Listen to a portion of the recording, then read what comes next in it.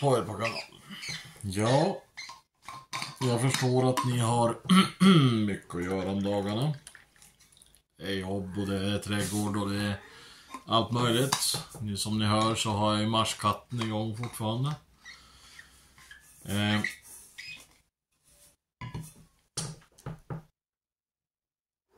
Visste ni att Naturskyddsföreningen äger fastigheter?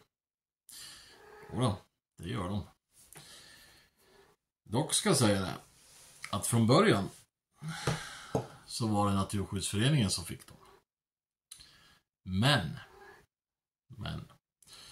de la ut de här till sina lokala förbund eller föreningar eller vad man ska säga. En av de här fastigheterna heter Stubbhult.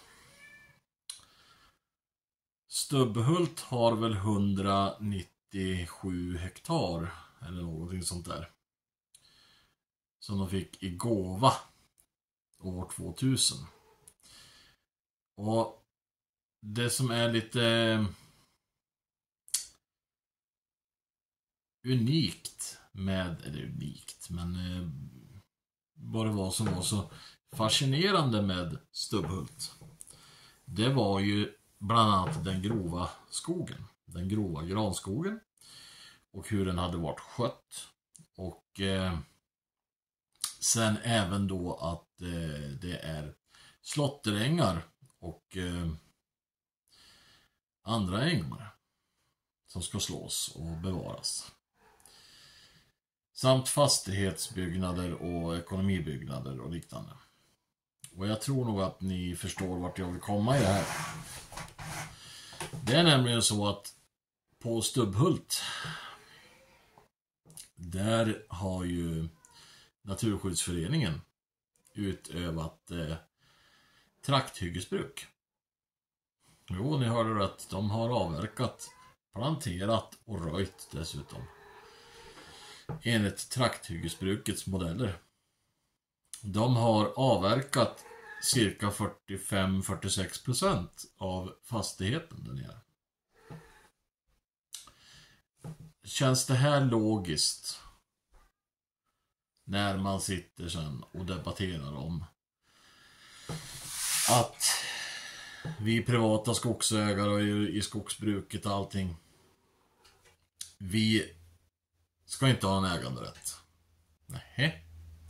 Men Naturskyddsföreningen ska ha äganderätt. Dubbelmoral. Hyckleri. Vi ska inte få bruka skogen. Men Naturskyddsföreningen har ju brukat skogen. Ni tittar där. Så kommer ni nu få se en bild. Vad jag tycker. Jag säger inte att det är något fel att de har gjort hyggen. Jag kan tycka däremot att det är lite fel att de nu inte har föregått med ett gott exempel och lämnat mer hänsyn. Där ser man fastighetskartan ungefär hur det ser ut. Där kommer en bild på ungefär hur bestånden har sett ut. Och grövre skogen nu. Det känns lite grann som att vi är de enda i den här elefantdansen som inte har någonting att säga till om. Det tycker jag är inte sagt bullshit. Självklart så är Naturskyddsföreningen fri att göra som den vill på sin egen mark. Men tala inte om för andra då hur de ska göra med sin mark.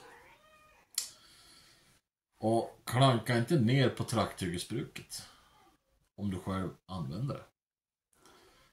Det är ju hyckleri utan dess like. Och efter att ha suttit nu och granskat lite grann på vad pengarna har tagit vägen och liknande, så har det visat sig att med pengarna, de har ju gått till att finansiera ett garage, sätta solpaneler, dra el, köpa en slotterbalk, en större modell och lite andra saker runt omkring. Säger jag inte så mycket om heller, för det är i själva rörelsen, så att det, men det jag däremot blir förbannad över, det är orden som ordföranden i Naturskyddsföreningen använde sig av då när media fick tag i de här uppgifterna. Och det var ju då att ja, men vi har i alla fall inte köpt en ny bil.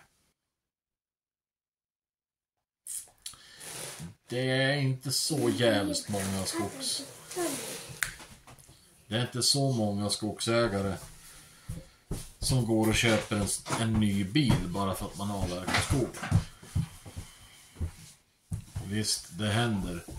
Men det är inte det som är den stora ståndpunkten i det stora hela.